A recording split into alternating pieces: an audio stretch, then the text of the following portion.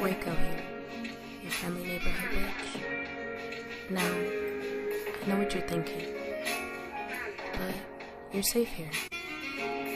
It's okay to not be okay. And self-love is You know that video is gonna be the best love. Self-care is gonna be the best care.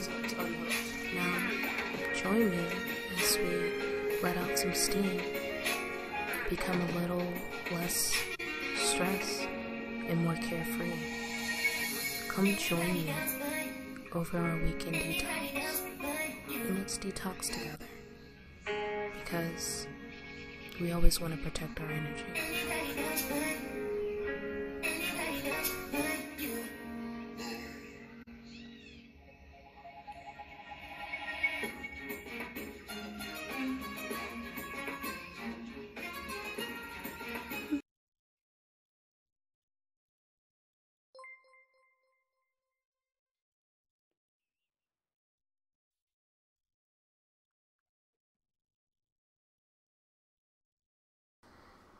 Well, we're here again. Oh my god, the subscribe train. Wow, my brother has been subscribed for 2 whole months. 2 months in a row. Look at that, guys.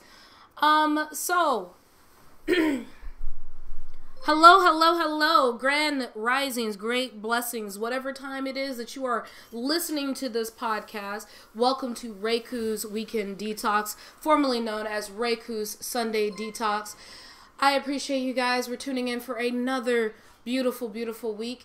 And in honor of Mental Health Awareness Month, it is also Military Mental Health Awareness Month. I am here today with a very special guest that wanted to join your neighborhood friendly witch today to talk about his experiences in the military, before the military, and after the military. He is a retired vet at this time, and I actually don't want to spend too much time talking about myself here, so let's actually introduce my guest. Yeah. Hi. You want to tell us a little bit about yourself? Name's Kyle. Yeah. Mid-30s. Mid-30s.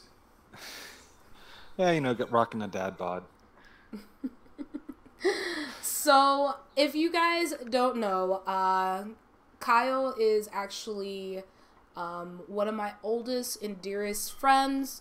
He was actually my very first boyfriend, my first love, and we are still very close and connected now. He's actually the person, at the end of the day, if any of my future partners have a problem with, unfortunately, I'm going to pick him every time, because this man is actually, in a way, gone to war mentally with me, spiritually with me, gone through a lot of shit with me. Like, he knows way too much. It's to the point where we have such a bond. It's not to the point where we will ever cross that bridge in a relationship ever again, but we have such a bond with each other that the only way we gonna leave each other's lives at this point is by death. You just made me an accomplice nationwide. Thanks. Exactly, a whole accomplice nationwide. I just always have to say this. Unfortunately, though, he does not want to show his face, because that is his personal choice. I did give him an option, so you guys are going to be graced with his lovely voice today. So yes, he is in his mid-30s, and he's been in the military. How long were you in the military, Kyle? I was in the military for 6 years. From 2010 to 2016. All right. So the question I go ahead and ask you is this: what made you join the military? Lack of jobs available at the time and where I was at. Of course. And typically that's what make most people join the military, correct? More or less. Some people just want to get away from their toxic parents, toxic situation. They don't have any other option because they don't see another option. Yeah, I definitely have to agree. So the biggest thing that I basically will go ahead and say is this. At the time that you joined the military, me and you were still dating at the time. How did that make you feel about leaving a situation? Well, before I ask that question, let me give a backstory on why I'm asking this question. at this time, when you met me, you were actually on the verge of leaving anyway. So you weren't going to stay in town, and then you met me. And then you decided to stay because of me. So going into military, in the military aspect, knowing that you were going to have to leave me for a while, how did that make you feel? What kind of anxiety feelings that you had joining the military and signing up for the military? Did you have any regrets? Did you have any fears? Tell me a little bit about your experience enlisting. Yeah, you know, typical anxiety of leaving unknown situation for something unknown. You know, that's pretty standard. As far as leaving you, it kind of, okay, you know, it's temporary, or was supposed to be temporary at the time. And, you know, made me strive and try harder because, you know, hey, at the end of this, I get to, you know, see my girlfriend at the time and go from there with everything and continue on. Well, and I forgot the rest of your question.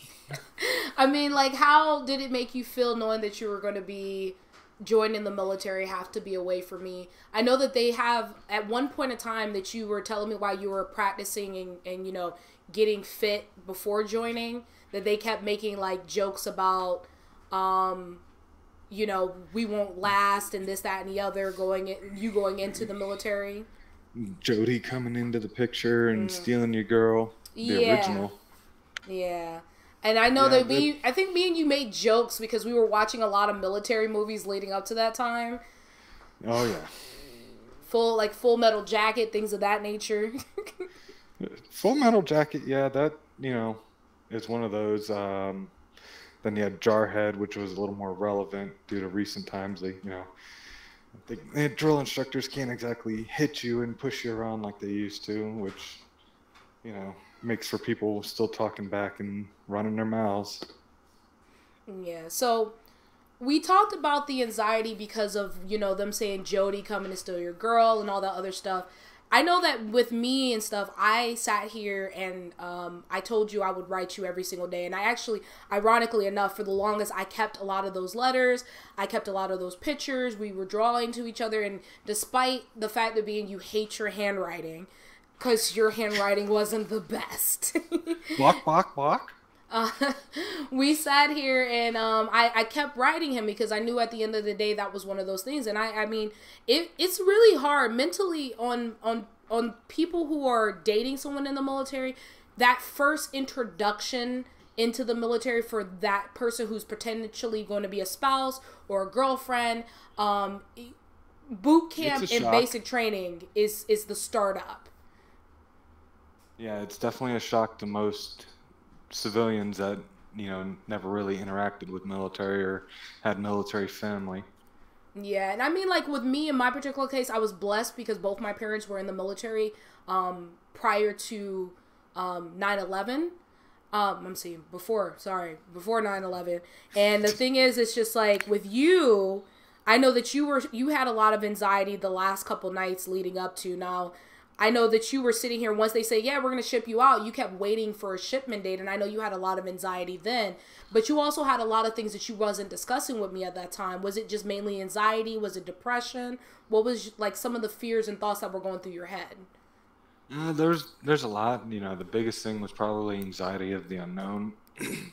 You know, making sure I was, you know, as ready as I could make myself before going, so that way it wasn't so tough on me, you know, and then worrying about everything. You know, at the time it was your car, you know, making sure you could get back and forth to work, what you were eating, you know, how I was going to be able to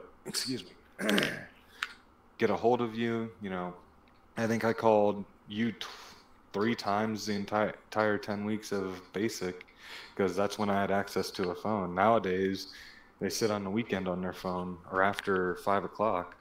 So that's actually something I've been hearing a lot now, is that a lot of the members now going into basic training, they're basically able to have access to a phone, where back in the day, that was something they weren't able to do. Hello, Miss Lola. I realized that a lot of people were having, a lot of the older people that's been in the military for longer are a lot upset with how the basic training has became and how lax it has became. Oh yeah, it's rather frustrating because, the army expects one standard of soldier, not, weekend warrior type respect towards superior enlisted and so officers. So that it's not there. Everything that's instilled from the start of basic of you listen and do what you're told when you're told it, not when you feel like it. You don't talk back. You don't talk bad. You know, other mental challenges for a lot of the youth these days. Talking under 21s and anybody that's older, that's been in the workforce, might have a clue as to the similarities. Yeah, so I could say honestly with you in that particular case, I think a lot of your writing, and I have very good memory. I've always been the one that has always had good memory out of the two of us. Is that in your writing you definitely stressed about how you were just tired and over it, and you were like you were pushing through, and you were just Well, trying to go through a lot of stuff. a lot of it had to do with, like I said, the younger kids at the time. They were, oh, I'm doing National Guard or Reserve, and they just didn't have the same mental attitude as those who went active duty to sit there and actually. So, there's a lot of name calling. For me, that was all I kept thinking was, hey, I've heard that for like 5 years now. Can you come up with something better, or is your vocabulary that limited? And so that's more where I got too mentally with it because it's a mind game. They want to break you down and build you back up so you can handle stressful situations. Yeah.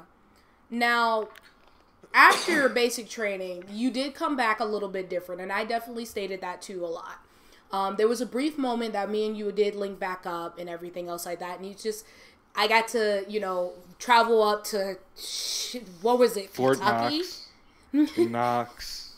Ugh, yeah, Fort Knox, and having to go to like this one horse town with your dad, and to watch you graduate, and it was an experience. It was the first time of seeing you after you being away for like weeks. At that time, what was the emotions that you were feeling at that time? I know for me, I was excited. I was exhausted. I was like, oh, I finally get to see you. I haven't got to talk to my best friend forever. And like at this point, we were like thick as thieves at that point. We done went through like hell and back. So A like time or two. a few times.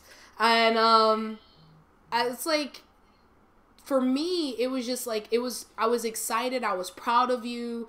I remember I was writing you all the time how proud I was of you, even if I already told you like from the straight up, like I would never marry anybody in the military because my parents were in the military, and then it ended up turning around and we were almost like I think you proposed to me before you joined the military. Yeah, it was 2 weeks before I shipped out. Yeah. And then ultimately, I think a lot of miscommunication between us end up falling because I let both my parents and your parents kind of was like, no, don't jump into getting married. Because I was like, what, 18, 19 at the time? Yeah. I was a baby. I was not even, I think I was 18. I wasn't fully 18 though. Like I was like Yeah. freshly 18. So Yeah. I met this guy when I was like just about to turn 16 years old. So it is what it is, and it. Thank God for statute of limitations. No. And it's to the point where now like my parents allowed us to date. They were okay with us dating. And everything else like that, because Kyle was always very, very respectful. But I think in the same way, they didn't want us to rush into marriage because of the military, and they discouraged. Like I basically came to you and said, both our parents think that we should live together before getting married, and I think you kind of took that as, oh, she doesn't want to marry me, and Got then that cold feet. well, I didn't get the cold feet. I didn't get the cold feet, but we definitely had a miscommunication, and then you went to A school for a while and we were still communicating, but then I called you one day crying because I had a sense something was wrong. And I already realized that there was some distance between us, and I think at that point you just kind of took it as I didn't want to be with you. And I was like, that Yeah, was not the case at all. there was definitely miscommunication, and you know, I like you said, I had kind of changed from into a different person. That wasn't the same in an aspect, but Yeah, everything moves forward. Only thing constant is change. exactly. And that's something both of us always just explain to each other growing up. Like, we basically grew up together. And that's the reason why I would never, like, leave this kid ever. Like, he's not allowed to leave. Like, at this point, you know too much. At this point, I know about your daughter and your wife. Your wife has met me. So at this point, like, you're stuck. And I've even said that to her. Like, look, I don't care if you don't like me, but this is my best friend. He's not allowed to go nowhere. Well, that's after a particular incident. Yeah. So. But flash forward to A school. We end up miscommunicating and having an issue. During A school, with everything that went on, what would you say drove you to do a lot of the things that you did in A school? To, like, pick your path and everything else like that. Mostly just wanting to pass and get left alone so it didn't get in trouble. True. Managed to avoid, getting in trouble while I was there, because they take time, they take money, and keep you there longer, and it's no fun. That is true, and I think me and you, we stopped communicating after the incident with the person July 4th. Yeah. So we stopped communicating when I called you crying because I had a dream of you cheating on me. And in that particular case, it was not just a dream. It was something my subconscious was telling me, and you confirmed it, and me and you stopped talking for a while. I think we started talking again a little after A school, like I think some months later.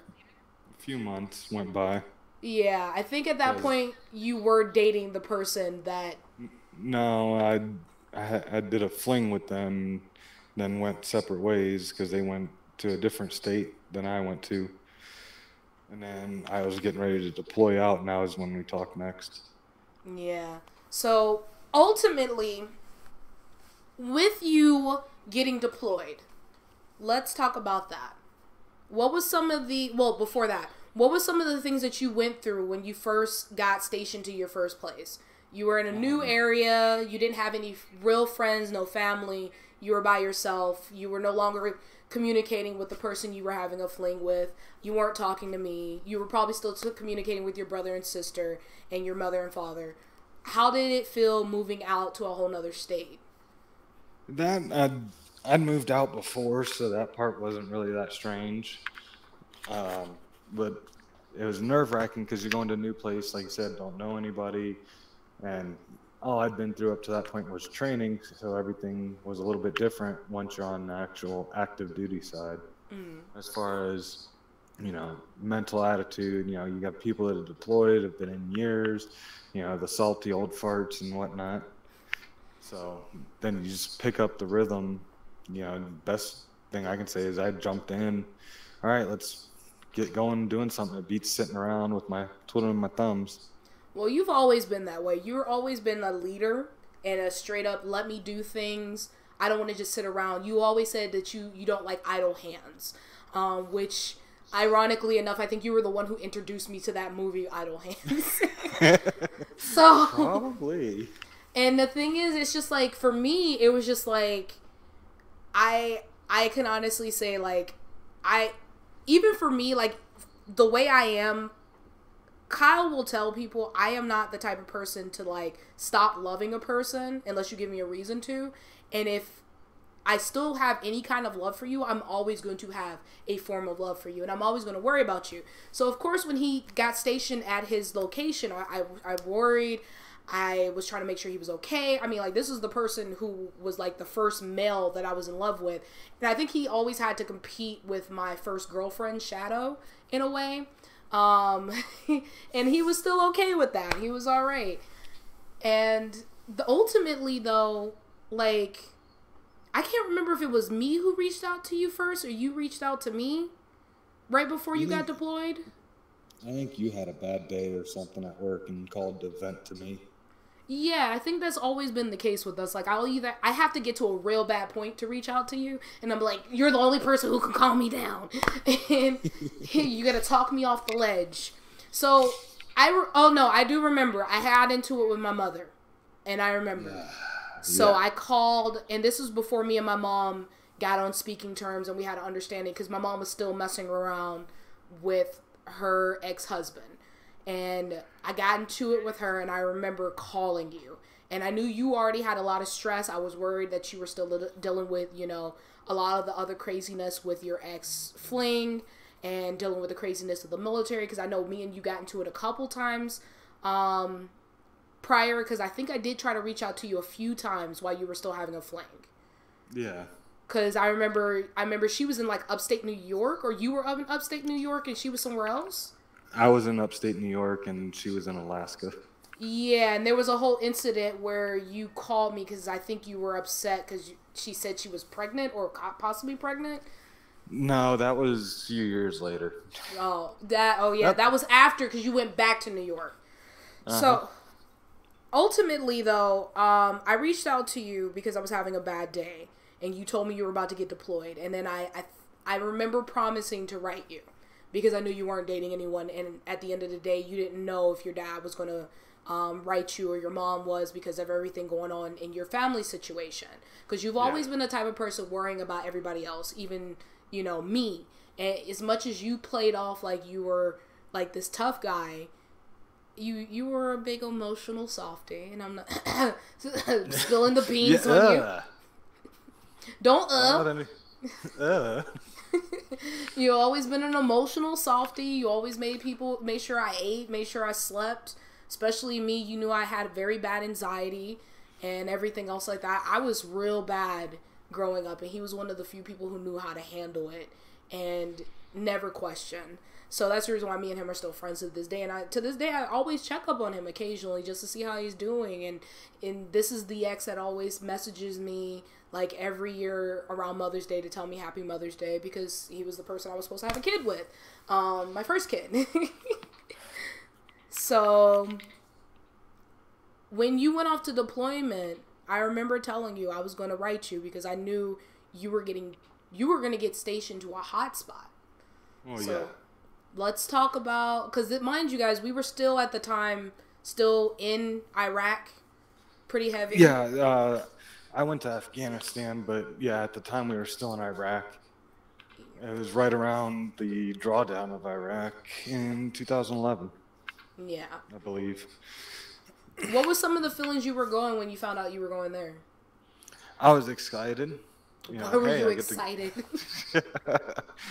I don't know, going through basic to, instill that whole, be excited for action type of mentality. It's better than sitting around sort of deal. Well, I mean, the military is mainly hurry up and wait until, y'all get called to the line of duty. Well, yeah, and I was excited that, hey, yeah, I get to go. Okay, I'm not just going to be what's known as a slick sleeve for people who never deployed or haven't deployed yet. Mm-hmm. And it's like, oh, I actually get to, be helpful, just not here in the United States or another base. It's, an actual conflict area, because they changed it from a war to a conflict at the time. Mm-hmm. So, I was excited, and then, it's like, then the whole, oh crap, scared about what could happen, seeing all the news reports, talking about all the bombings, shootings, and all that. So there was definitely, scared in there. Yeah, because, at the time, I remember me and you discussed it. I asked you at that time, how did you feel about going there? And I was devastated. Like, even if we weren't dating and we weren't at that point where we were, having any kind of relationship at that point other than just being friends, I was still worried about possibly losing you. And I was just like, if something was to happen to you going there, you're like, I highly doubt anything's going to happen. But I was like, it's still a lot of stuff going on there. I think at that time, that girl who wrote the book, because she was a prisoner of war, I can't remember her name. I don't know, but I was there when the Kandahar City jailbreak happened. Oof. So where 400 and some odd prisoners tunneled out So that was a fun time.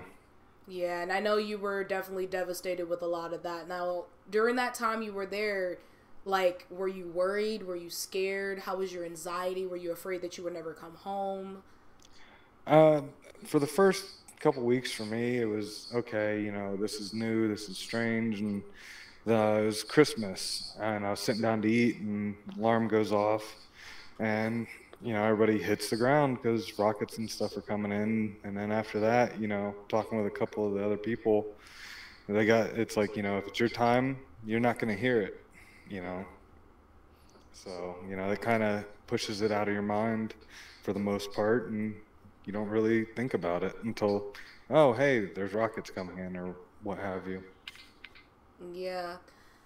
So here's the deal. When you're at those moments, and I know that you may probably be able to attest to other people who were there at the time, getting those care packages Made the world a difference. You yeah. know, everybody, if, we noticed somebody in our platoon didn't get it one, we tried to share stuff out of ours with them, taste of home and stuff like that. Yeah, I hear that it always makes a world of difference, and it goes through it. Like, I remember I used to send you care packages. I would still send you letters. And I mean, like, even at this time, we weren't dating, and I was invested, like, in another relationship at that point. I knew you needed that because you were somewhere where you were not feeling like, you were appreciated and stuff like that. I've always done things out of the kindness of my heart for those who served in the military, because both my parents are vets as well. My mom doing the Air Force and my dad being in the Army, serving a tour in Desert Storm. My mom getting out right after 9/11 happened, like literally a couple months after 9/11 happened. And for you to be somewhere, and I knew you weren't dating anyone, and you were kind of at that point where if I die, I die. And I'm like, you're not allowed to die on me. You're like, nobody would miss me. And I'm like, no, I would miss you. Yeah, I did reach that point, and to this day, I still kind of have some of that mentality of, the final destination, what mindset of, if it's your time, it's your time. You can try and push it off all you want, but it might just happen in a worse way. Yeah.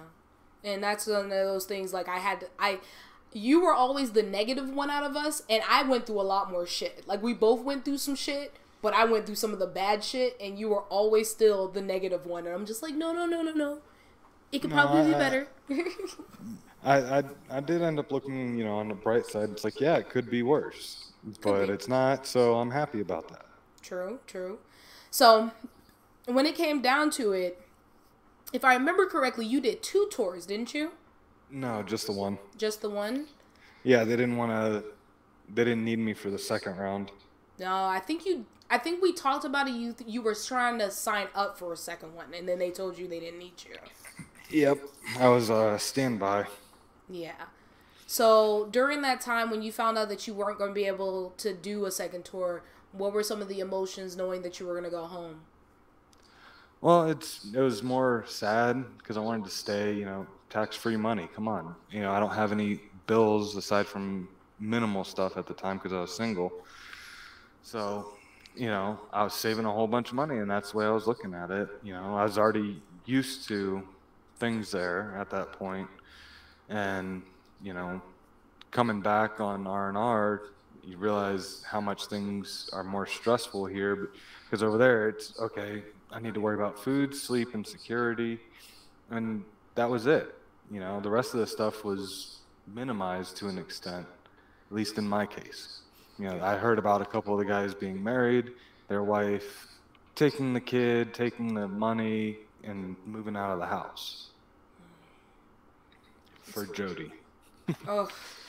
So the thing that I always wondered, and it baffled me a lot of the times when it came down to military personnel, like, you guys are basically a close-knit family. You guys are brothers in arms. And honestly, going out there, you guys have each other. And that's it. And that's really it. And now when it comes to, especially when it comes to possibly going out into an area that is kind of a a restricted area or a combat zone, how would you say that your relationships with those people who are around you kind of are affected? Like, you may come in not really caring for these people, but by the end of the tour, these people are like family to you. Oh yeah, they definitely end up bonding. You know, it didn't matter what your skin color was. You ended up bonding. That was all there was to it, because all you had was the person to your left and right. Same for them. And if they were having an issue, you end up noticing them because you're with them almost 24/7. Yeah.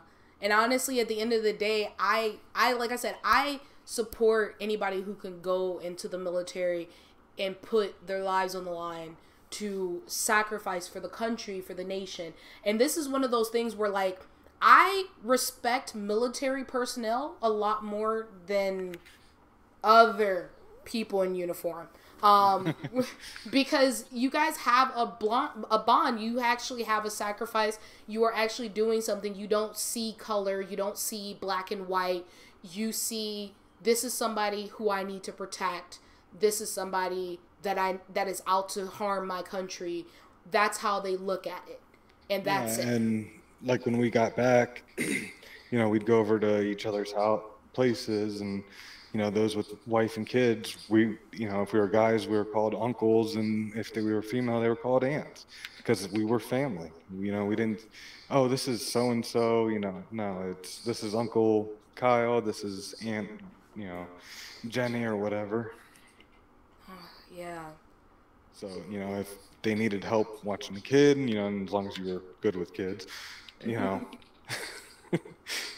That's usually how it went. So coming back from your tour, going from having, possible raids above your head, but, nearly missing and everything else like that, coming back from that kind of environment to come back to the U.S.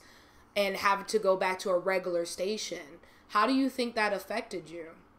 The transition for me was particularly tough. I ended up taking up drinking, which is fairly common to deal with it. I Because, remember.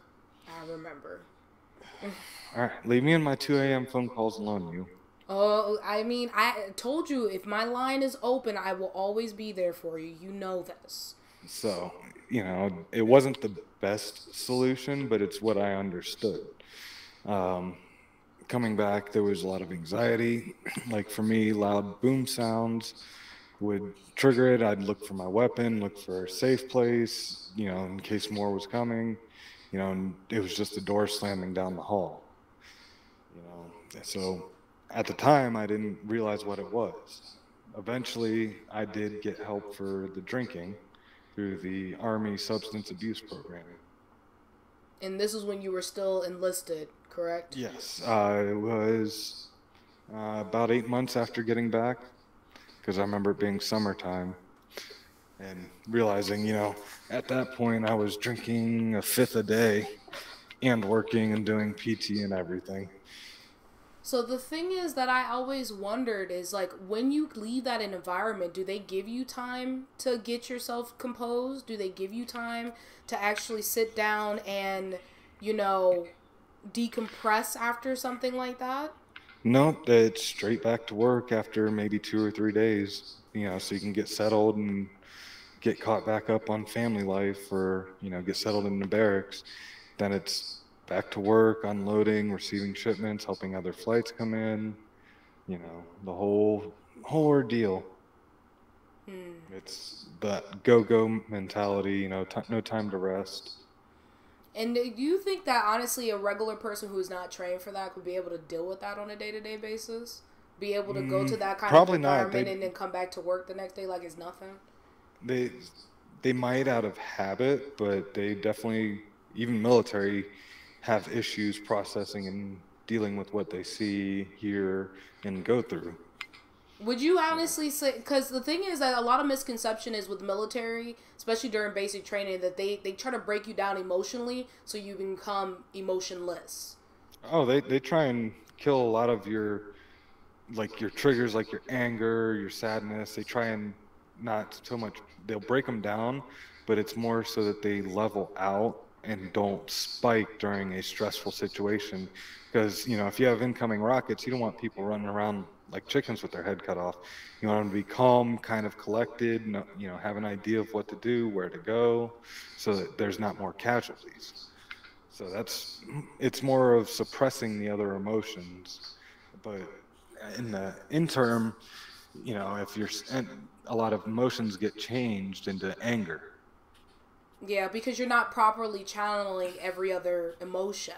I feel But like a lot of people. anger's, easy to handle. You go punching bag, exercise, so you can use anger for that. And that's what ends up happening with a lot of soldiers. Is that they end up just channeling. So instead of being sad or, have anxiety or depression, they get angry and then they can just go work out. And Yeah. honestly, how effective do you think that would be for anybody? Because in my personal opinion, as a civilian, that is not effective in our everyday life. Is channeling and making it anger, because that will make people, abusive. They'll make them, abuse alcohol. They'll make them, handsy and things of that nature if they're not properly channeling emotions. Which is why you hear about a lot of the issues that soldiers are having, is because then they medicate with alcohol, and then they come down off of that while they're at work sometimes. So it just a back and forth vicious cycle. And while it's not actively discouraged to seek mental health while in uniform, there have been cases of repercussions of going to mental health. So, like in my experience, they kind of look down on me for seeking help, or quote being weak about it. But at the time, I was spending $40 a day for a fifth of alcohol and drinking during the day to get through the day. Yeah, no, and that's Yeah. honestly not healthy. Me and you had a long discussion about that at that time.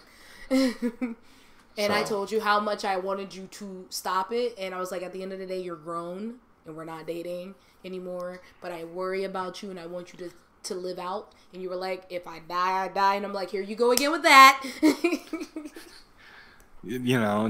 that's kind of what happened. I wasn't in a great place. I didn't recognize it, and everybody else around me was in a similar mood and motions and everything like that. So it's very hard to recognize that you might need help when everyone around you is very similar. Yeah. And the thing is, I kept telling you that something was wrong, but I always kept telling you is I can't make you see what I see. So ultimately, I think when you did start transitioning away from that and you noticed that there was a problem, what made you finally realize that you needed to change? Um, it was more of a friend ended up having an issue and ended up having to go to the hospital and spend some time in the hospital, and that kind of was the wake up call that, hey, I need to do something because something's not right.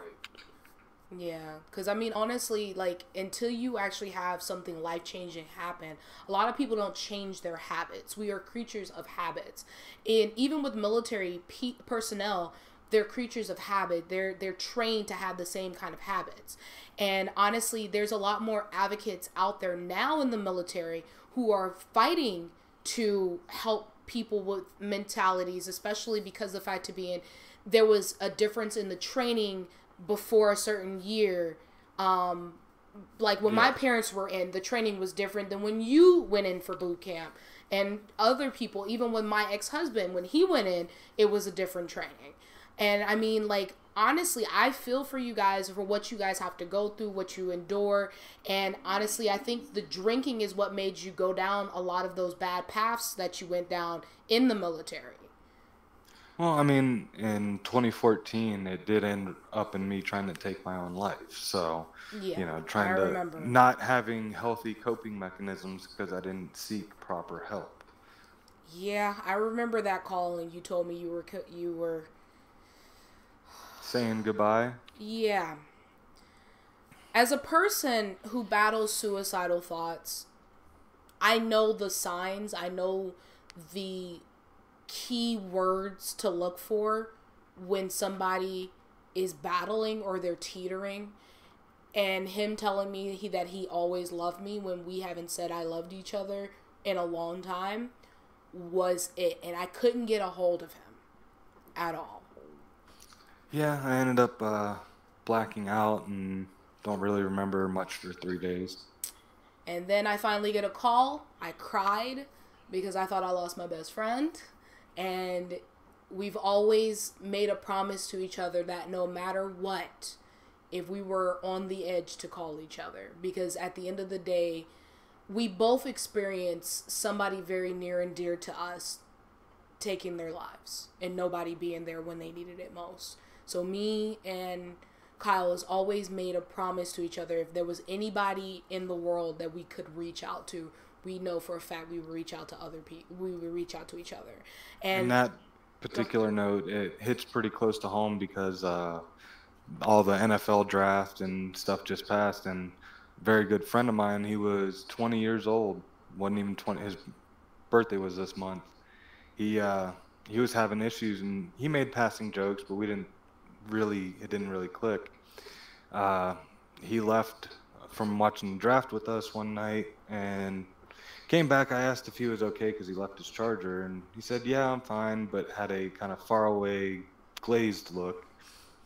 Didn't think anything of it, went to bed, woke up the next day, saw that he was up crazy early for a Saturday and having drank the night before.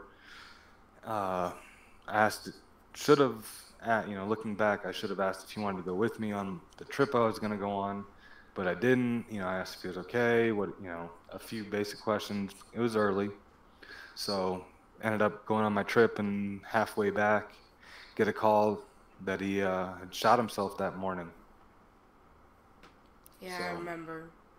I think this was a little bit around the time that... End of April.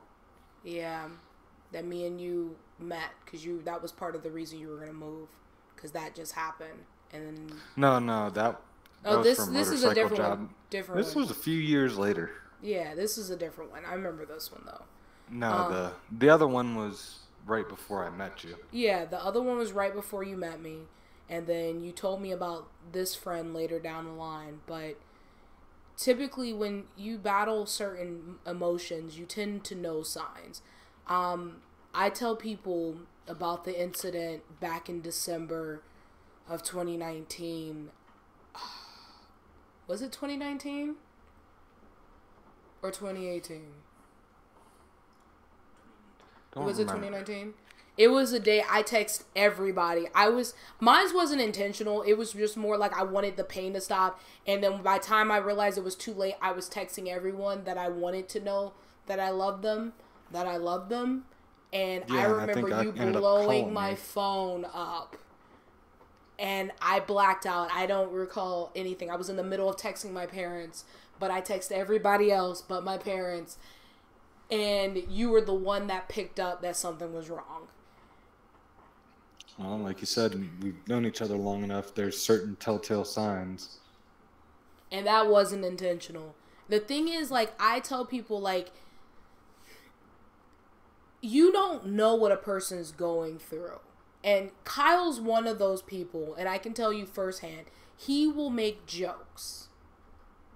He will smile. He'll be straight up with you. He'll make you laugh. He'll say a lot of stuff. He is what I consider the epitome of a strong friend, where, that person who's always the center of attention, make you laugh, the life of the party. And even if he's very introverted, when he's in a group setting, he could be the center of attention. And he will bring all my friends from high school remember Kyle. That's it. Everybody remembers the guy him. With a motorcycle, a red beard, and long red hair, And then he had the pickup truck with the bass that everybody would ride in when I turned 18. And we were acting crazy, leaving clubs and stuff, and blasting techno music every fucking where. Yes, I remember. And it was just we all knew. The thing is, as long as he was in the military, I can tell when he wasn't okay. But that's what you do when you care about somebody. You kind of just pick up when something's not right. And when it comes to military personnel, the people that you're around a lot, do y'all typically pick up when something's not right with the people you're around? Yeah, you do. You can just tell their body language tends to change. Like they doing things a little more it seems like they're more frustrated while they're doing something. They're trying to rush, stuff like that. You know, they're a little more irritable, or they seem kind of down or deep in thought. So even then, what it says with a lot of people who are suffering like depression and they're having like one of those manic or panic moments, they tend to be more frantic. They tend to be a little bit more happy than usual. Sometimes they seem a little bit more adventurous, ready to go Right. up and like want to jump out or go shopping sprees. You know, Yeah. sporadic. And if it's out of the usual, we tend to pick up on it and try and get them help before it got to, too bad. Like my situation, it was a snap moment. Something just clicked in my head, and that's when I decided to do it. Whereas, a lot of people, they'll build up to it. I've already thought about it long enough and over the years that, I already had a plan in motion, set in motion when I texted you that. Yeah, and you text me and I freaked out and then you didn't respond to me and then I freaked out even more and I was blowing up your phone every day for 3 days until you finally called me back. I'm like, yeah, I just left the hospital so casually about it. I'm just like, It what? wasn't 3 days. It was 4. It was 10. Yeah, because they had you Inpatient. yeah. They would not Something let you about contact nobody, no nothing. And I was so yeah, upset. something about yelling at the nurses and telling them to leave me alone. Yeah. And I wasn't at that time. I think somebody else was your emergency contact. Yeah. But your mom and dad were still talking to me, but they didn't. I don't even think they knew what was going on with you. They had a brief chat with my current wife. At that time, yeah. Yeah. You went through so much stuff in the military. I remember some of the stresses that you went through with some of the people you dated, some of the issues you went with being away from your family. With my first wife. Your first wife, oh Lord Jesus. That was technically your fling that you came back to later. And well, I mean, okay, she got stationed in Alaska. I got stationed in New York. I get deployed. She gets deployed to the same place. It almost seemed like fate to me at that time that we should be together. Yeah, and then some other things happened. Well, we've always been firm believers that everything happens for a reason. People come into your lives for a reason, whether it's a lesson or whether it's long term. And in that particular case, I already knew I didn't like her because she was flirting with you and you were already engaged to me. But I digress. It takes two to tango. And I've forgiven you for that years ago. And I said that you're always going to be in my life and I always want you to be happy and healthy. So I'm always going to want you to be happy and healthy despite you making bad decisions and being with the wrong people. But we're not going to talk about that either. Yay now. But with you getting out of that, this is before you had your daughter. Right. When you found out your wife was pregnant and you were still in the military, how did you feel about it? What were some of the anxieties you were starting to go into? Especially since Father's Day is coming up next month. What are some of the thought process that was going through your head at that point? I know up to that, even with you being married, you still had that mentality that if I die, they'll be okay. They have enough money. I put enough money to the side. They'll be okay. Now you have a little one coming in the picture. It really wasn't until she was born that I started changing with my mentality on that. I mean, I still have, if shit happens, then it happens, but not gonna stress about it. And I don't actively go out and, go drifting in a car or truck or military vehicle or, speeding down the highway because it's fun being an adrenaline junkie. So, I do go play in the mud with Kylie because she likes seeing the mud fling around in the truck. I promise you that is literally your twin. And his daughter is the most precious thing in the world, and I think she has all his crazy mentality, but she's the only woman that has ever got him to calm down. And me and him were dating for like years, and I could not get him to calm down. And when he says that he was drifting in a car, he did it. And it was to the point. I do it all the time. Who are you kidding? I mean, I wasn't in the incident where he called me and said, I could have died today. I drifted. The car was facing one way, but the car was going the opposite way. And I had no control because the road was slippery. And I'm just like, and you call me and tell me you almost died. Why? I don't know. To share the experience. You know, I was still on the adrenaline buzz from that. He was... When I tell you guys that Kyle was the most careless adrenaline junkie I ever met, he would literally call me or text me or send me a photo of him slicing up his arm because a piece of metal cut it open. And I'm that was an accident. That was not me looking for adrenaline. I was pissed about that because then I had to clean up blood. And it was a huge thing that I told him he needed to go to the emergency room. He's like, I can just take this up. I was like, go to the fucking emergency room, please. And then this little version of himself came in, and she's the sweetest little thing. And I can see all of his personality in her. And she's just literally an angel that came and humbled him. And I knew that when you found out she was pregnant, I know that there was a moment you were like, I don't know what to do. Yeah, definitely a oh shit moment, as it were. Thinking, okay, I've created life and I have to find a way to take care of it and provide and raise it so, you know, it doesn't become feral child. Well, I mean, when I was pregnant, you kind of felt the same way, but to the extent we came to a mutual agreement to not carry that to term, and ultimately it beat away more at me than it did you, especially later down in life. With everything I went through, bothered me a lot for quite a number of years until my daughter was born. You never told me that. Things I keep to myself. You know, that's just kind of how I was. You never told me that. Like, if you would have told me that us making that decision ate away at you as much as it did me, we probably would have a child at this point. At the time, we felt we made the right decision. That's all we can go with, and we have to move forward. Yeah, and that's true. And we did. And ultimately, yeah, I'm still bothered by the decision to this point, and I'm 30 now. So, I mean, ultimately, I still reminisce about it around Mother's Day. I get sad about it. I ultimately get upset about, you know, around the time that it did happen. But I realize at the end of the day, I'm more emotion driven.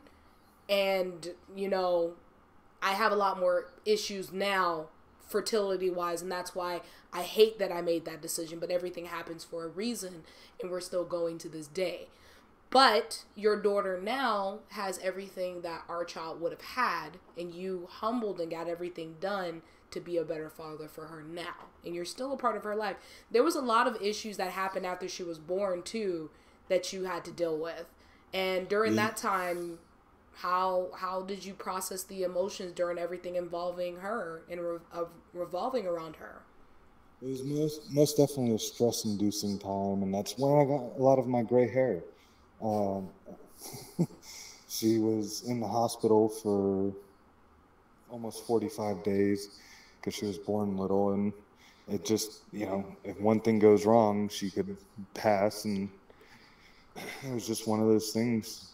They're fragile human beings, and this is before, I think at this point you were still in the military. This was, I think, when they were working to discharge you out. Yeah, for medical issues. Yeah, because at this point you did a lot of reckless things that were finally catching up with your body.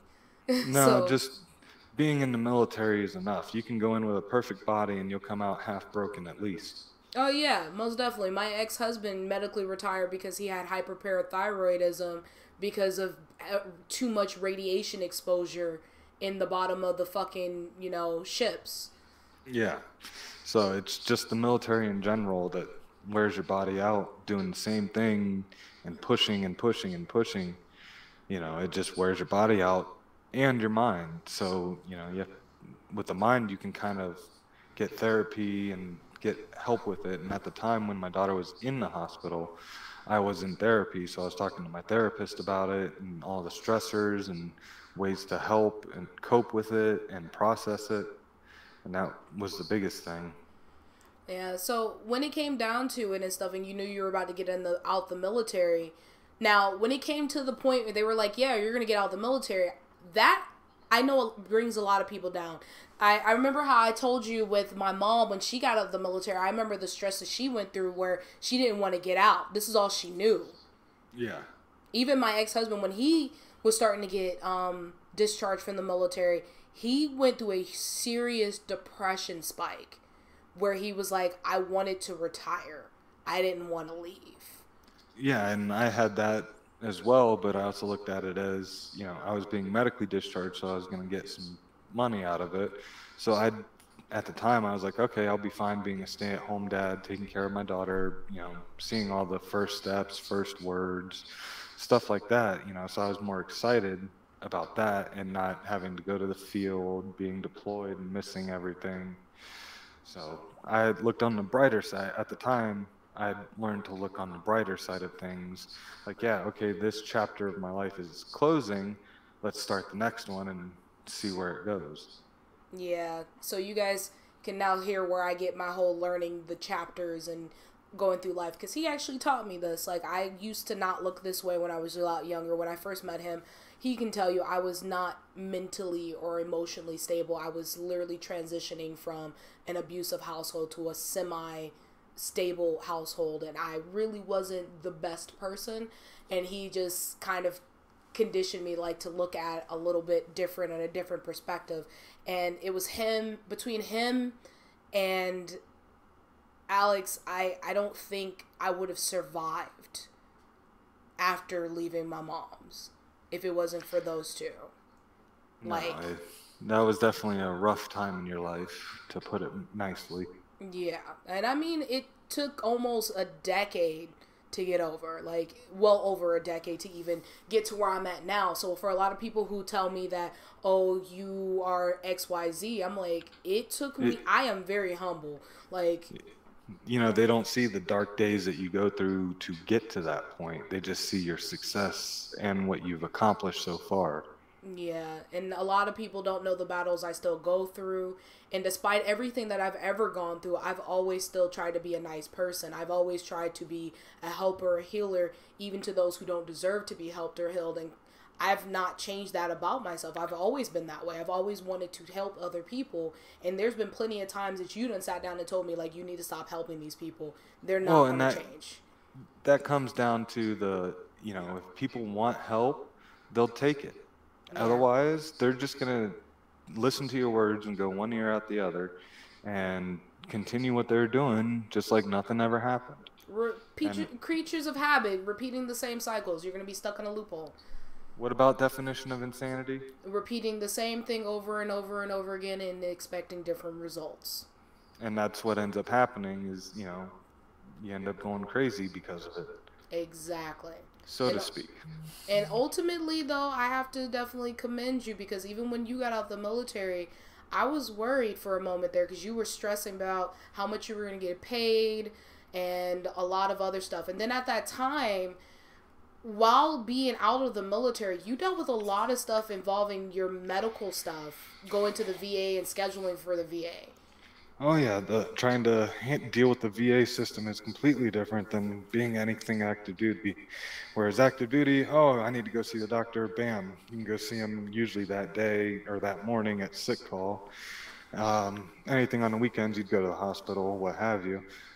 But getting out, it's like, oh, I have to be, proactive in my care and getting this appointment to get this checked, making sure everything's annotated, and if anything gets worse, it adds a different kind of bureaucracy stress, so to speak, because it's no longer people help there to really help you with it. I mean, there are definitely more now than when I got out. So they actually, get you situated, kind of walk you through some of the processes. So it's not like joining the army and, oh, what am I doing with this? What am I doing with that? Yeah, because the thing is, with the VA, they've gotten a lot better over the years, and I've seen in particular cases when it involved my mom and it involved my dad trying to go back to the VA. It was like literally you would have to schedule things months in advance in order to end Yeah, up getting there, and that's even then they might forget your appointment, or even if you were a minute late, you lose your appointment. Would you I say that haven't it's experienced anything that particularly bad, but I'm also in Colorado where the VA here is one of the better ones that I've had experience with. So, would you say that the VA system is better depending on which state you're in? yes, each state is run differently. They so it makes things a lot harder. Like say Florida, things are a lot harder to do and get in Florida because they have uh, more care clinics. They try and push you through that. But if your appointment's more than 30 days, you can ask for community care. But with COVID, a lot of things have been pushed and delayed, regardless of whether you're getting seen on by a civilian doctor or by the VA. So, with that being said, the VA's gotten a lot better over the years. It's been depending on what state you're in, depends on how the care is. And overall, with that, would you say that people who are vets are they getting the adequate treatment in a way, especially when it comes to the mental mentality? Um, they are big on their mental health uh, pro- propaganda, pushing for, hey, mental health, mental health. Like if you call any VA phone number at the beginning, it prompts if you're having an emergency, call 911, call this suicide number, you know, stuff like that. And for that, for those who are currently in the military, transitioning out of the military, and like things of that nature, do you suggest any particular organizations or fields to go ahead and seek help if they need help medically or if they're needing help like mentally?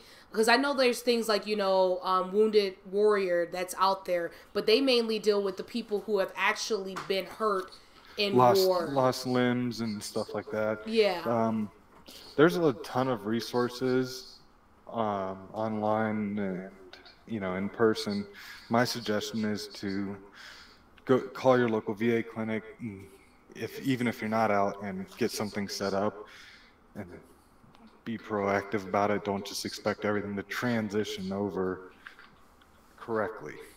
Yeah, it's about being proactive and having a support system. I know that a lot of the military guys or women don't feel as though that there's a adequate way to talk to their significant others or to their family that is civilians about what's going on with them because they feel like we don't understand. Of course, we may not understand because we're not in your shoes, but as military spouses or supporters or friends, what would be the best suggestion you would give to us civilians to make your transition in the military, out of the military, and just going into civilian life a lot easier? Be flexible on supposed plans. Not everything's going to go exactly as it's laid out. There's going to be hiccups. Just try keeping looking on the bright side of it. We'll get through it. Might take a little longer. And then when it comes down to like the mental health aspect, like if we notice that something's wrong, especially if you're a spouse or if you're a best friend to somebody who's in the military and we notice something's wrong, what would be the best suggestion on how to approach somebody in the military who may be going through some distress or going through some anxiety and we want to help them, but we don't know how to approach them about it? Mostly it's just, hey, you doing okay? Do actually asking, because most people, unless you ask, won't offer up the information because they don't want to feel like a burden on somebody else. And if you're very unsure, call your local VA clinic, what have you, and ask them specifically because, they're local to you.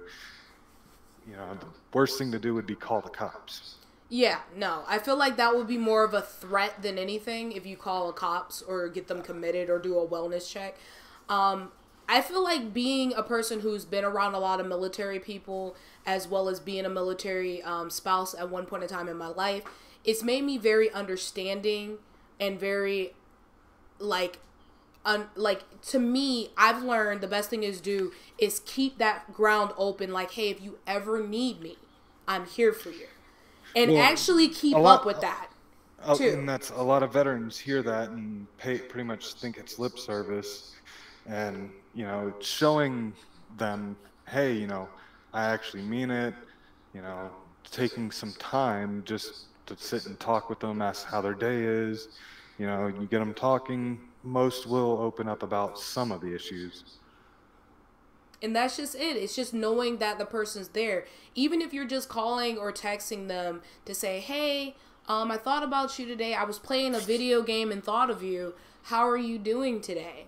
And just Yeah. casually just trying to spark up a conversation.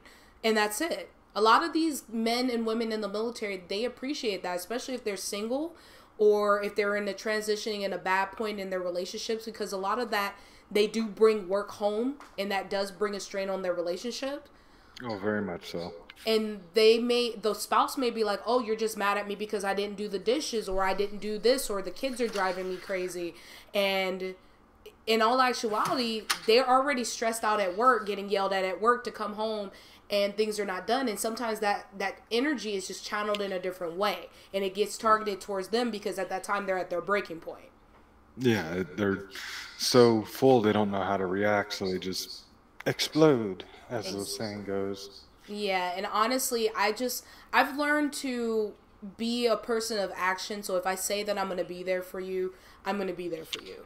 So I've learned that from being around you a lot, and then also being around my family. And I've always had people break promises to me and say that they're going to be there but not really be there. So I said I'm not them and I'm not going to be them. So every time that I've always told you I'm there, you knew that if you called me, I would call you right back. Yeah. But then again, I've always told you if you ever needed me, I'll be there. And if I can't pick up, I will text you like, hey, are you okay? Like literally, if I don't answer, I'll text you right back quickly like, are you okay? Is this an emergency? And you be like, no. I just wanted to talk. Okay, give me like 5 minutes. I'll be back. Right. And that's just it. Sometimes those are the little things that matter. Military people already feel like they're doing a lot for the world, and sometimes they don't feel like they're appreciated enough. Especially when they come back and they're in civilian clothes and people belittle them or be angry with them or in particular cases, harass them. But then when they're in uniform, then they are looking at them as heroes. They go through Yeah. a lot of harassment too. Oh yeah, and the Vietnam vets, getting spit on and all that. It does, affect even current military because they're not, most don't agree with the politics behind it, but they're doing what they're told. There's And, everything and that's gonna always have politics anywhere you go. And honestly, at the end of the day, as great as the military comes off to be, there's a lot of politics behind it. There's a lot of stress.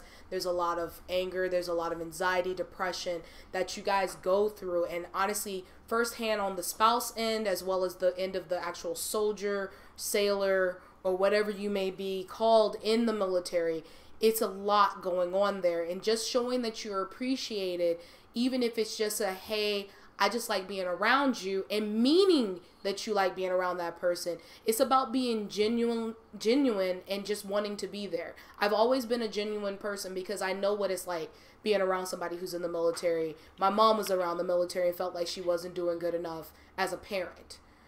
yeah, And then with you going through the military, even if me and you weren't dating through most of the time you were in the military, I've always said I appreciate you at random and tell you how much I care about you, and then you'll hit me with the ugh, seriously, getting all soft on me. I was like, you know what? I love you too. yeah, that's kind of hitting it on the head, and then as with transitioning out in the military, everybody has a job, they know their job, they know their place, where they fit into the machine, so to speak. When you get out, things can seem very chaotic, everybody just doing kind of whatever, and you're just trying to handle your own situation and business So a and little bit adapt of to a that. off subject, on subject topic. Would you say the military structure is kind of similar to prison structure, where you know a routine, and then when you come out of the military or come out of prison, that you don't know what to do? Yes, there would be some similarities.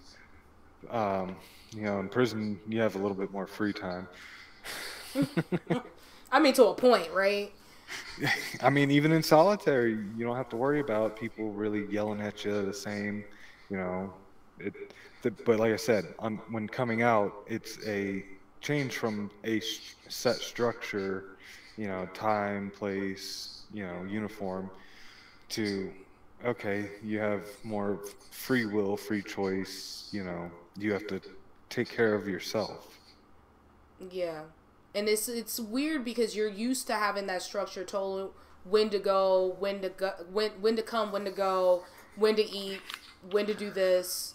Yeah. To now you have to do it yourself. And I mean, I witnessed my mom how depressed she was getting out of the military and how much she kept telling me if she could have stayed in, she would have stayed in. Yeah, the lack of having something to do, outside of moving, caring for kids, what gets a lot of soldiers uh, and Marines and whatnot, because they don't have the structure and they're like, okay, now what do I do? So they start to panic a little. I've seen. I mean, honestly, for the friends that you still have that are out of the military, if they had an opportunity to get out, do you think they would have got out? Ones that are still in, no, they're not liking the current politics that are in the military that have become involved, which is another reason why I got out too much politics. It's not, actual politics, but inner office sort of deal, Yeah. personal politics, For and translation, politicking meaning how it's being structured. kissing ass to certain people to get certain jobs, get promotions. It's not what you know, it's who you know, sort of deal. And honestly, even in corporate America is the same way, but I think in the military it's a little bit different, especially Because when it's it comes down smaller. to female soldiers. It's Yeah. really bad from what I've been told. Oh yeah.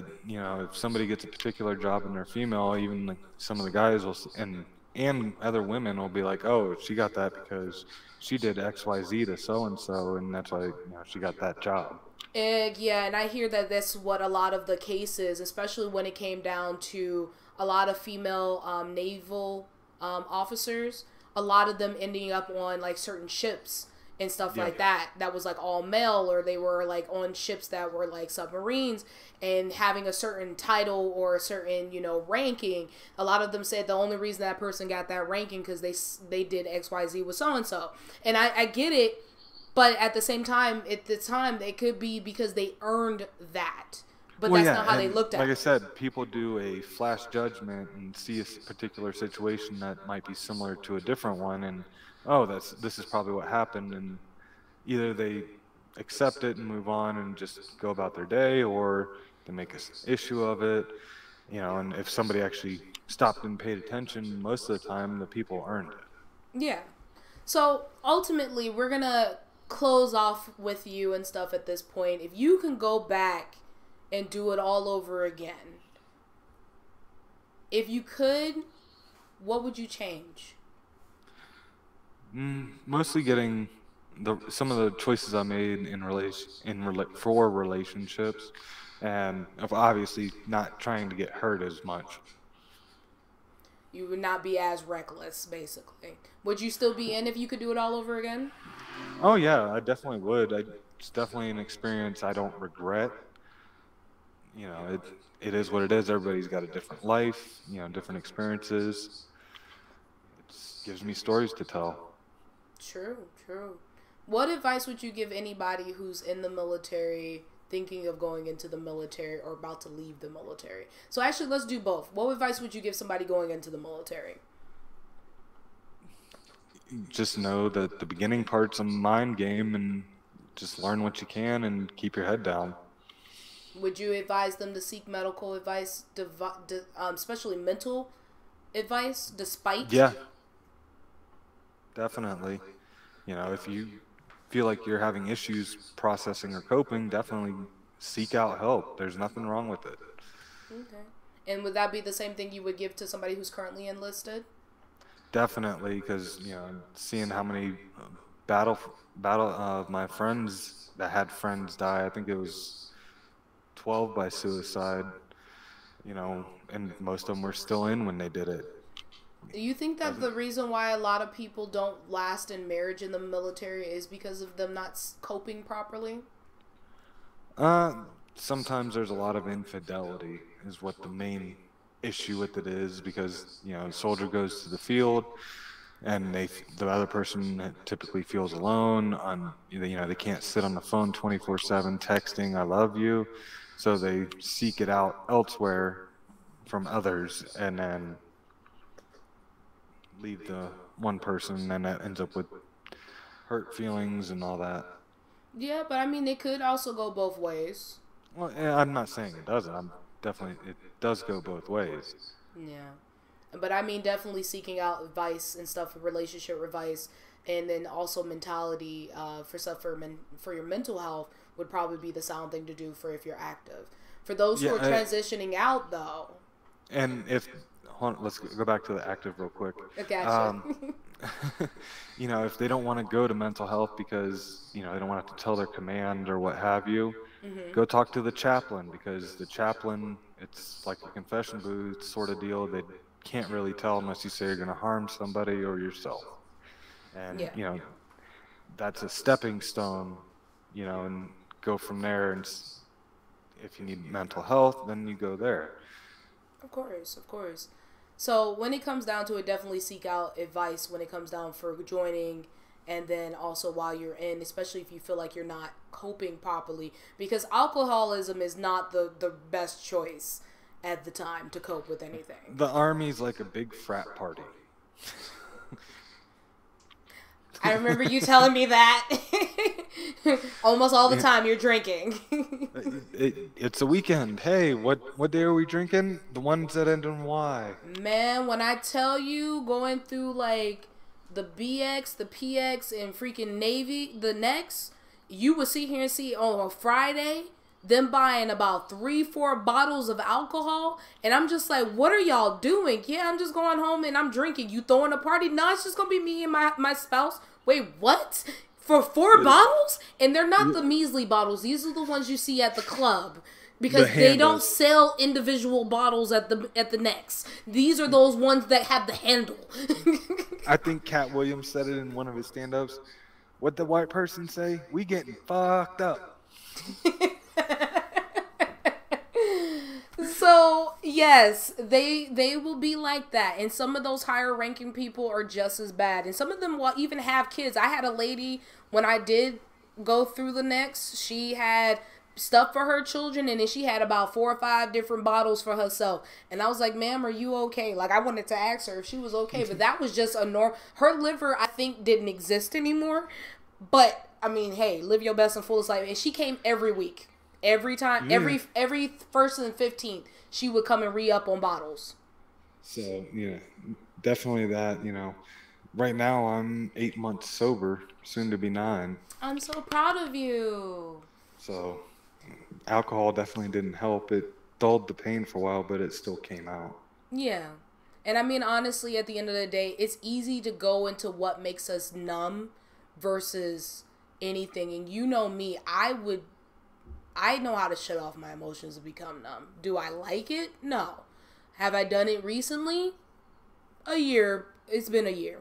But it typically happens, and you know how I feel. I like feeling. I like expressing my emotions. And I know with alcoholism, it was easy for you to just drown away in alcohol. Well, live your life inside the bottle, Yeah. as the saying goes. And I mean, like, honestly, at the end of the day, how do you cope with everything now, being a civilian? I'm currently in mental health, so I mean that's definitely a big part. Having an outlet was the biggest thing for me. you know, someone to vent to that didn't connect with everybody else. So, you know, a party too, completely separate. Somebody who was basically biased to everybody else. Yeah. And it was an outside source. And I always tell people it's sometimes good to seek that outside source. Even if I tell you all the time that I'm always here for you, I know that you can't come to me about everything because I know some people that are in your life that you're venting about. And I have my personal opinion, but at the same time, I sit here and I say, you know what? I've always been able to sit here and see every side, even if I may not like the person you may be venting about or talking about.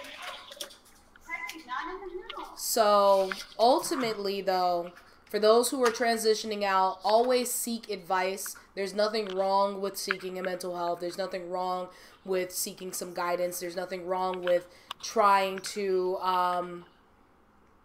better reach yourself. out. Well, don't bury yourself in alcohol. Just don't. No, don't I do said that. I said better. Oh yeah, better yourself. I'm sorry, I didn't hear that part. My bad. So yes, No, definitely definitely ask for some help instead of ending up behind bars, you know, in the hospital. There's a lot more issues that can arise without seeking help, and they cost a lot of money usually. better. Yeah, and the military really don't cover mental health stuff too often. No, the active duty will definitely, they pay for everything for the actual soldier. So The even if you're spouse, not getting no. help, the spouse can be iffy. I didn't get And nothing. I had to pay that out of pocket. there's quite a few that it'll cover most of it, but there's a copay. So, but So no, definitely get help. It's easier than this is not one of those, oh, it's easier to ask for forgiveness than permission situations. It's get the permission and go get help. yeah, and I honestly, there's a lot of people out in the world that would love to see you guys continue thriving and surviving and being there. You may not think that your life is important, but a lot of the times there's a lot of people out there who appreciate you being safe and sane and everything. And then even living your life in a bottle actually can do more damage than good. Even if it's a good coping mechanism at the time for you, or what you may think is a good coping mechanism, it's not really helping your work. It's not helping better the situation. It's not actually productive. No, alcohol is the only one that will actually kill you if you try and go cold turkey after being a heavy alcoholic. Yeah. Out of every drug that we have. Other than, antidepressants, because that's not fun either. Well, the come down from those is different, but it doesn't give you suicidal thoughts. It actually will kill you because your body goes into shock. True. And honestly, at the end of the day, a lot of things that we go through in life is not worth being lost in a bottle. And I always tell people like this, seek guidance, find a good source, good, support system. And if people really want to be there a part of your life and they show signs that they're going to be there a part of your life, take that to value. And like I said, Kyle can attest to this. I've always been a firm believer. And when I've told people in my podcast, if you ever need somebody to talk to vent to, it doesn't matter what time it is, my phone is always on. My ringer is always on for a reason. Because I never know. That might be the call of you needing to have somebody to be there and be an ear and talk to you. There's a saying, I think I actually told you the other day, you've survived 100% of the days of your life so far. Whether good, bad, indifferent, ugly, you're still here. Yeah. And I honestly, I know if I'm one of those, there's other people out there when they tell you, if you ever need me, I'm going to be there. And they mean it. If I'm one, I'm pretty sure there's others out there. And there's a lot of people out there creating communities just like I'm trying to create a community and a resource for people to be able to reach out and talk and be there. And there's so many resources out in the world that you can be able to reach out to if you feel as though that you have nowhere else to go, nowhere else to turn. And there's so many resources out there for our military. If you check the VA website, they have a lot of resources for out there for those who are battling depression, battling anxiety, battling financial situations. Even USAA, Navy Federal, they help you with those transitions into the culture shock. And they even give advice, which I didn't realize that USAA will help you when you're starting new transitions or stuff levels in your life.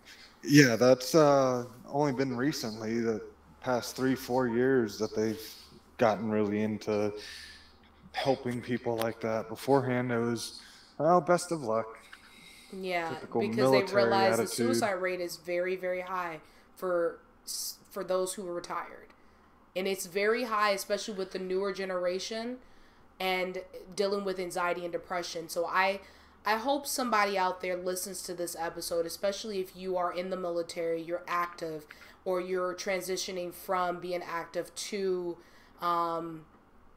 civilian life. And even my weekend warriors, those out there, if you need help and you need guidance, please seek out the proper resources. Go to the VA website, look up the different sources that they have, reach out to different outreach programs that are out there that are willing to help. Even my community that I have created for people who are looking for a safe space to be able to vent and to be themselves and express themselves and just have someone to talk to, or even finding those close people who want to be there and a part of your life.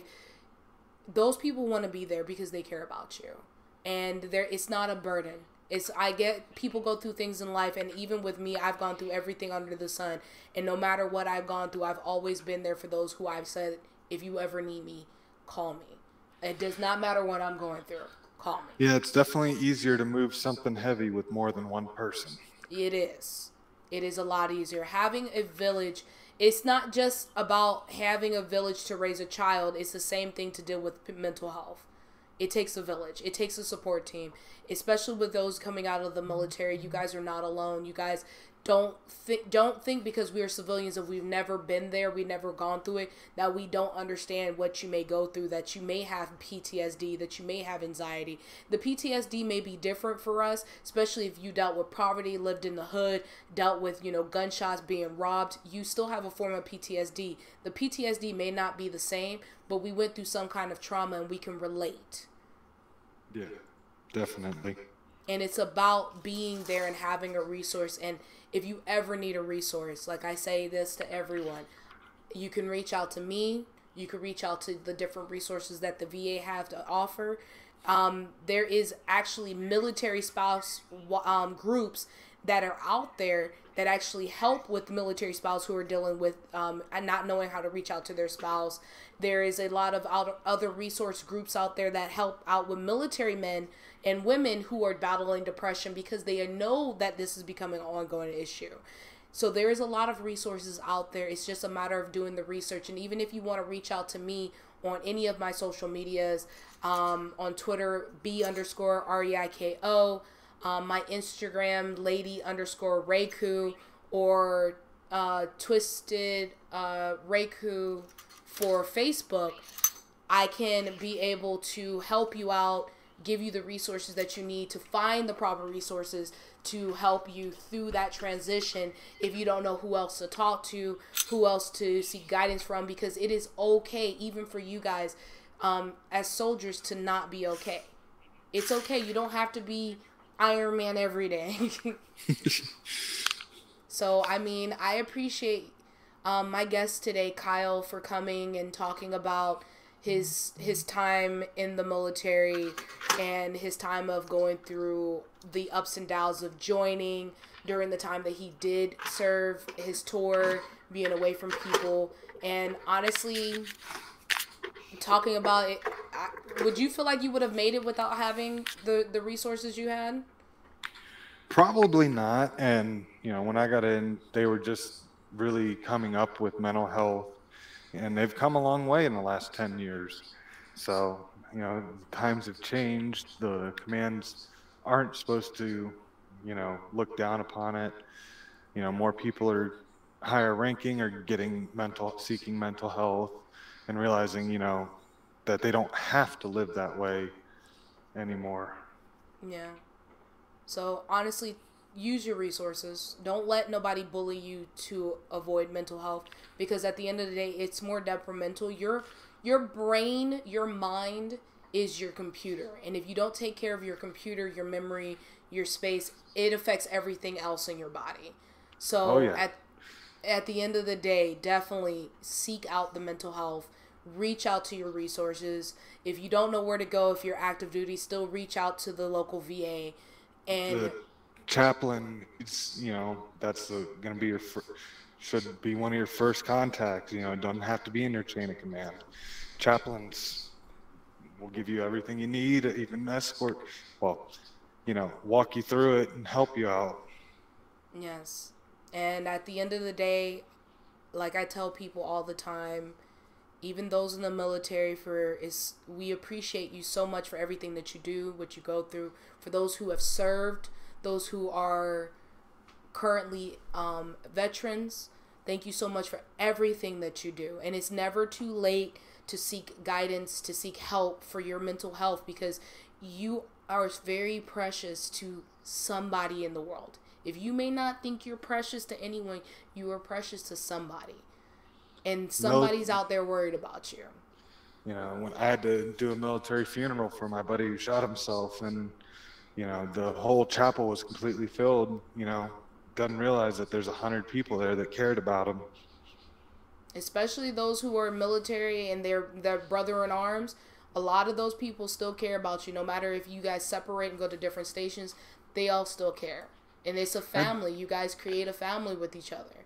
It doesn't matter if you even serve together. Go to your local DAV or VFW. You can find plenty of people to talk to if you really need it. Plus, you're at a bar. We just talked about not drowning your lives in a bottle, Kyle, and then you talk about a bar. But it's easier. Some people need the liquid lubricant to get them started talking about their issues. And, okay, it's another veteran. They might have, might be advice, some advice, something, and listening ear. They understand military. Yeah. And I mean, oof. Mikhail, you're amazing. I appreciate you so, so much. Everything that you do, everything that you have done, and everything that, you've gone through serving our country, all the advice that you're giving out. Even if you don't do podcasts, you being on my podcast today to talk about mental health for the veteran standpoint. And I appreciate you so much for that. And for those who are still tuning in, those who are still listening, those who are going to be listening to this on Sunday when it drops on all the other platforms, just remember my motto from your friendly neighborhood witch. Before I actually go into that, Kyle, is there anything you want to close on? No, that pretty well covered it, except for it's one person's experience. Your mileage may vary, but keep trying. Don't give up. That's basically it. So, from your friendly neighborhood witch, my friendly reminder to you guys is it is okay to not be okay. Self-love is always the best love. Self-care is the best care. And I will see you guys next month for Men's Mental Health Awareness Month, as well as for Father's Day and Pride Month. Seek out help if you need help. Don't let no one halfway love you. Continue being strong. Feel every emotion.